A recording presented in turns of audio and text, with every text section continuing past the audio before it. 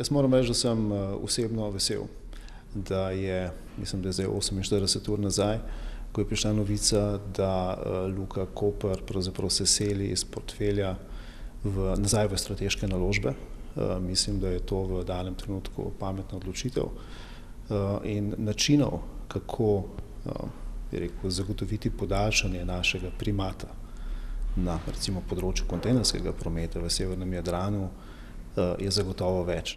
Mislim, da si je vsak po svojih močeh in na svoj način pač prizadeval, da uveljavi svoje interese.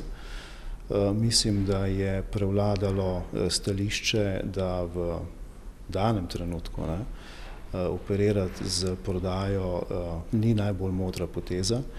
Nasploh je pa seveda zelo relevantno razmišljanje, da monopolne pozicije Luke seveda imamo priložnost, da jo zapravimo zgolj enkrat.